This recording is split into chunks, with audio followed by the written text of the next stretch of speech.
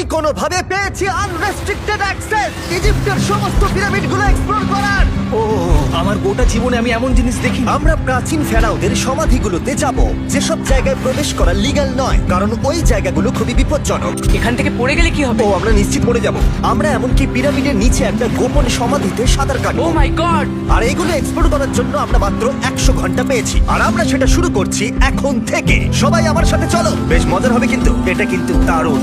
কেউ একজন 4500 বছর আগে পাথরটা এখানে রেখেছিল। একদম, এই পিরামিডটা প্রায় 4500 বছরেরও বেশি পুরনো। আমরা যে পথ দিয়ে যাচ্ছি সেটা মিশরবিদদের মতে রাজা খুফুর সমাধির দিকে নিয়ে যায়, সেই ফেরাও যিনি সম্ভবত পিরামিড তৈরি করতে বলেছিলেন। ওয়াও! এই যে ঘরটা দেখছেন এটাকে বলে গ্র্যান্ড গ্যালারি। আমরা এখনো অব্দি এই পিরামিডের কতটা ঘুরলাম? আমার কাছে এই প্রশ্নের কোনো উত্তর এই মুহূর্তে নেই। ও উত্তরটা খুবই ভালোভাবে দিল আমাকে। এর পরের ঘরটা হলো রাজার শেষ বিশ্রাম কক্ষ। হ্যাঁ, আমাদের তো তাই মনে হয়। তাহলে চলো যাওয়া যাক। ও, ও, ওহো! ভাই, এটা আমি কি দেখছি? এটা তো অসাধারণ! 4600 বছর আগে এই ঘরে হয়তো রাজার মমিকৃত দেহ রাখা হয়েছিল। এখানেই তাহলে ফেরাওকে সমাধিস্থ করা হয়েছিল। হ্যাঁ, আমরা মনে করি এখানেই ওনাকে সমাধিস্থ করা হয়েছিল। মনে করো, শিওর নয়। আমার মনে হয় এই পিরামিডের ভেতরেই আরো একটা চেম্বার আছে যেটা আমরা এখনো খুঁজে পাইনি। সেখানেই হয়তো রাজার বডি রাখা আছে। আমরা এই ভিডিওতে সেটা খোঁজার চেষ্টা করব, কারণ এরপরে আমরা লিটারালি এই পিরামিডের কয়েকশো ফুট নিচে যাব, আর এমনকি পৃথিবীর বৃহত্তম প্রাচীন পিরামিডের সব থেকে উঁচু স্থানে যাব। এটা দারুণ! আমরা অন্য বিশাল পিরামিডগুলো ঘুরে দেখার আগে আমাদের বেস ক্যাম্পে দেখাই চলো। হ্যাঁ, এটা দারুণ। এখানে আছে ডিনার টেবিল, ঘুমানোর জন্য টেন্ট, আর ওকে। এমনকি লাইটও লাগানো হয়েছে যাতে ক্যাম্প থেকে পিরামিডগুলো দেখা যায়। এটা হয়তো আমার দেখা সবথেকে এক্সপেন্সিভ নাইট লাইট। এই পিরামিডটা আমরা আগামীকাল এক্সপ্লোর করব। ভোর 5টায় আমরা শুরু করব। এখন সবাই ঘুমিয়ে পড়ো। এই পিরামিডগুলো প্রাচীনকালে তৈরি হলেও প্রযুক্তির দিক থেকে এতটাই উন্নত ছিল যে কেউ কেউ এগুলোকে প্রাক মিশরীয় সভ্যতার দান বলে মনে করে, আবার কেউ কেউ এগুলোর পিছনে এলিয়েনের অদ্ভুত তত্ত্বও বলে। কিন্তু মিশরবিদরা নিশ্চিত যে এগুলো প্রথম মিশরীয়রা তাদের রাজাদের সমাধি হিসেবে তৈরি করেছিল। আর এই ভিডিওর শেষে আমরা খুঁজে বার করব কোন তত্ত্বটা হলো সঠিক। ঠিক আছে, তাহলে তোমরা রেডি আমাদের লিস্টের পরের পিরামিডটা এক্সপ্লোর করার জন্য? খাফরার পিরামিড। এই দৈত্যাকৃতি সৌধের বিশেষত্ব কি? আচ্ছা, ভালো করে দেখলে বুঝতে পারবে এই পিরামিডের কেসিংটা কিন্তু রয়ে গেছে, যেটা সবকটা পিরামিডেই কোনো এক সময় ছিল। তাহলে কি এগুলো এলিয়েন তৈরি করেছিল? না না, এলিয়েন নয়। আচ্ছা, রামি আমাদের পৃথিবী পৃষ্ঠ থেকে প্রায় 100 ফুট নিচে খাফরার পিরামিডের গভীরে নিয়ে গেল। এটা এমন একটা জায়গা যেখানে আধুনিক বিশ্বের খুব কম জনই গেছে। তাই সত্যি বলতে আমরা বুঝতেই পারছিলাম না যে এরপরে আমাদের জন্য কি অপেক্ষা করে আছে। চীন মিশরীয়রা কার্ডবোর্ড ব্যবহার করত। আমরা বিশ্বাস করি এটা দীর্ঘ সময়ের জন্য রাজা খাফরার সমাধিস্থল ছিল। আর এখন এখানে জিনিসপত্র রাখা হয়। দেখো, ওরা এই পিরামিডটাকে রিস্টোর করছে জিমি, ওদের জিনিসপত্র দরকার। তাহলে আসল সমাধিস্থল অন্য জায়গায়? হ্যাঁ, রামি আমাদের আসল সমাধিস্থলে নিয়ে গেল, যেখানে একসময় রাজা খাফরার মৃতদেহ রাখা ছিল। আমি একটা বড় সিলিং দেখতে পাচ্ছি। ভাই, আমরা কিন্তু পিরামিডের অনেকটা ভিতরে রয়েছি। আমরা পৌঁছে গেছি। এই হলো কিং খাফরার আসল সমাধিস্থল। আমার গোটা জীবনে আমি এমন জিনিস দেখিনি। এটা কি ভাই? এটা কি? দাঁড়াও, ডেটটা দেখো। যেই সমাধিটা আবিষ্কার করেছিল এই গ্রাফিটিটা তার। ও জানিয়েছিল যে ওটাকে ডিসকভার করেছে। হ্যাঁ, এখানেই তাহলে ফেরাওকে সমাধিস্থ করা হয়েছিল। এখানেই কিং খাফরাকে সমাধিস্থ করা হয়েছিল। এখানে শুলে কি ওনাকে অসম্মান করা হবে? এটা সম্মান অসম্মানের ব্যাপার নয়, কিন্তু এখানে একটা অভিশাপ আছে। কেমন অভিশাপ আছে এখানে? তুমি জানতে চাও? না। ঠিক আছে, চলো এখান থেকে বেরিয়ে যাই আমরা অভিশাপ লেগে যাবার আগে। ও মাই গড, এই পিরামিডটা সত্যি অসাধারণ ছিল। এই পিরামিডটা আমাদের অনেক প্রশ্নেরই উত্তর দেয়নি, কিন্তু হয়তো পরের পিরামিডগুলো আমাদের এই সমস্যার সমাধান করে দেবে, আর আমরা আমাদের প্রশ্নের উত্তর পেয়ে যাব। এই টুমটা হলো গড ওসাইরিসের, যেখানে খুব কম মানুষই Oh my God! এখন অব্দি আসতে পেরেছে। তাহলে আমরা এখানে কি করছি? আমরা ভাবতেও পারিনি পাতালের দেবতার সমাধি মাটির নিচে এতটা গভীরে অবস্থিত। ও ভাই না, এটা তো অনেক নিচে অব্দি গেছে। আগে তুমি যাও curl. O my god, oh my god! আরে ও একটু আওয়াজ না করে নিচে নামছে কি করে? এটাই হলো এন্ট্রেন্স কান। হ্যাঁ, তারপরে এটা আন্ডারওয়ার্ল্ডের গডের এন্ট্রান্স। এটা তো অনেক বড় সিঁড়ি। এটা কিন্তু সত্যি খুব গভীর, মানে তুমি যদি পড়ে যাও। হ্যাঁ, নিশ্চয়ই আমি মরে যাব। হ্যাঁ, এটা কিন্তু সত্যি খুব ভয়ঙ্কর। আমার নিচে নামতে একদমই ইচ্ছা করছে না। আর যদি তোমাদের এটাতেও ভয় না লাগে তাহলে বলি এরপরে আমরা এটার মুখোমুখি হলাম। 3000 বছরের পুরনো মানুষের হাড়। ও মাই গড, আমি এটা কেন ধরে আছি? আচ্ছা, এটা কি খুলি? এটা একটা খুলি। হ্যাঁ, ও মাই গড! এটা এতটাই নিচে যে আমরা আর গভীরে গেলে আমরা সবাই মারাও যেতে পারি অক্সিজেনের অভাবে। একদম ঠিক। চ্যান্ডলার এখন এগিয়ে যাচ্ছে ওসাইরিসের সমাধিস্থলের দিকে।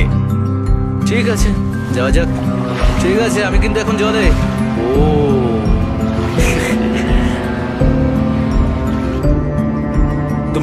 পাচ্ছ এখানে অক্সিজেন তেমন নেই। আরে এটা কি? এখানে তো পাথর রয়েছে, এগুলো পাথরই তো। একদম এই ঘরটার ঠিক মাঝখানে গড ওসাইরিসের রত্নখচিত শবধার রাখা আছে। ঠিক এখানেই? তাহলে পাতালে প্রবেশ করার দরজা রয়েছে? হ্যাঁ, তো নিচে যাওয়ার চেষ্টা করো। মানে পাতালে? হ্যাঁ। শান্ত শান্ত শান্ত শান্ত। পারবে তুমি? ও মাই গড। এই সমাধিটাকে পাতালের প্রবেশদ্বার বলে মনে করা হয়, আর এর আগে কোনো মানুষই এখানে আসেনি। Oh এটা my কতটা God! গভীর? আমি এখানে কেন এসেছি? আমি কেন ইউটিউবার হলাম? মানে সবাই মিলে ডান দিকের ওই কোণের দিকটা একবার দেখো। ওখানে একটা রাস্তা আছে, সেটা কোথায় যাচ্ছে কেউ জানে না। গার্ল, ওখানে গিয়ে দেখো। আমি কি ওখানে যেতে পারি? জিমি, ওকে যেতে দিও না। আমার খুব ভয় লাগছে ভাই। গার্ড, এটা ভালো বুদ্ধি নয়। এটা প্রাচীন মিশরীয়দের একটা টানেল, যার মধ্যে আজ অব্দি কেউ যায়নি। তোমার মতো পাগল আর কেউ নেই। একটু কি বলবে আমাদের ভেতরে কি দেখতে পাচ্ছ? আমি সামনে অনেকটা রাস্তা দেখতে পাচ্ছি, আর এটা আস্তে আস্তে সরু হচ্ছে।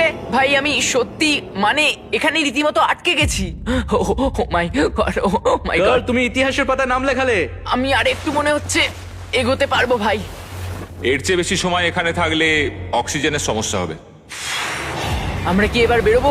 চলো বেরোই। তাই আমরা অক্সিজেনের অভাবে মরে গিয়ে পাতালে চলে যাওয়ার আগে এসব করার কোনো মানেই হয় না, তাই না? যত তাড়াতাড়ি সম্ভব আমরা এখান থেকে বেরিয়ে গেলাম, কারণ আমি আরো বাঁচতে চাই এক্সপ্লোর করার জন্য গিজার গ্রেট পিরামিডের অদৃশ্য খাতগুলো, যেখানে এখনো পর্যন্ত মহাকাশে যাওয়ার চেয়েও কম মানুষ এসেছে। কে আমার সাথে ক্যামেল রাইড করবে? চলো যাওয়া যাক। উঠে পড়ো, আরে উঠে পড়ো। আরে ও চাইছে না আমি যাই। তোমাকে কখনো ক্যামেল কামড়েছে? হ্যাঁ। কি হ্যাঁ। ব্যথা হয়েছে? হ্যাঁ। আরে এরকম করো না। আজকে অনেকক্ষণ ধরে এক্সপ্লোর করা হবে। আমার তো বিশ্বাসই হচ্ছে না। জানলার তুমি ঠিক আছো? না, টানো টানো। আরে আমি পারছি না, আমাকে এটা থেকে নামাও। দেখো একে কি সুন্দর লাগছে।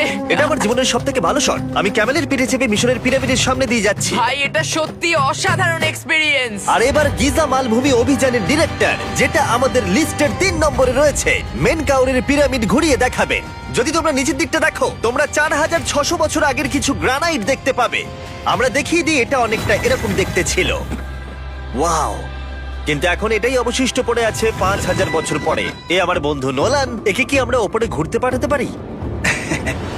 অবশ্যই। এটা করা ইল্লিগাল, কিন্তু তাও আমি পারমিশন পেয়েছি। নোলান, একটু সাবধানে। তুমি কি একবার নোলানের ওপরে চেঁচাতে পারবে? ও ভয় পেয়ে যাবে। পিরামিডে ওঠার সুযোগ কিন্তু এত সহজে পাওয়া যায় না, কিন্তু আমি পেয়ে গেছি ভাই। নিচে নামো, নিচে নামো, তাড়াতাড়ি নিচে নামো। নামো। নামবো? হ্যাঁ নামো। ঠিক আছে। নোলান, শোনো, তুমি তাড়াতাড়ি নিচে নেমে এসো। চলে এসো। হ্যাঁ হ্যাঁ আমি নামছি। তাড়াতাড়ি নিচে নামো। নামো আরে, বলছি। শোনো, ও ভয় দেখাচ্ছে, তুমি যাও। আমরা একটু মজা করছিলাম। ও মাই গড, আমি খুব ভয় পেয়ে গেছি ভাই। আমি ভাবছিলাম আমাকে অ্যারেস্ট করা হবে। চলো তাহলে যাও যাক। চলো যাওয়া যাক। ও, ক্যামেরাটা একবার ওইদিকে ঘোরাও। ওদিকটা তো অন্ধকার কেন? লাইটের সুইচ অফ করা আছে। ও আচ্ছা, আমি বুঝে গেছি।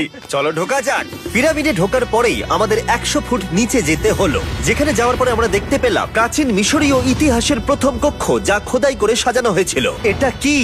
এটা নকল দরজার অলঙ্করণ। প্রথম রাজবংশের পিরামিডের ভেতরে আমাদের আর কোনো অলঙ্করণ ছিল না, একমাত্র এটা ছাড়া। তাহলে এটা 4-5 হাজার বছর আগে করা হয়েছিল। 4600 বছর আগে। পিরামিডের আরো গভীরে অভিযান করার পরে এই সুড়ঙ্গটা আমাদের মেন কাউরের কাছে নিয়ে গেল। এটা অ্যান্টি চেম্বার। ও, অনেক ইতিহাস লুকিয়ে আছে এখানে। ওখানে কি আছে? আমি যতটুকু জানি কিছু নেই। তুমি ওখানে গেছো? না, কি করে জানলে ওখানে কিছু নেই? কারণ আমি এখান থেকে দেখতে পাচ্ছি।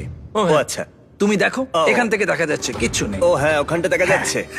সন্দেহ করা কিন্তু ভালো। দুর্গম পথের জন্য পরিচিত মেন কাউরের পিরামিডের ভেতরে একটা প্যাসেজ আমাদের আরো গভীরে নিয়ে গেল, যেটা ছিল সমাধিস্থল। এটা রাজার সমাধিস্থল, আর এটার ওজন কমানোর জন্য এটাকে গোল করা হয়েছে। কিন্তু ওরা 5000 বছর আগে এটা জানলো কি করে? যদি তুমি পিরামিড বানাতে পারো, তাহলে তুমি সবকিছু বানাতে পারবে। সবকিছু করতে পারবে। সবকিছু করতে পারবে।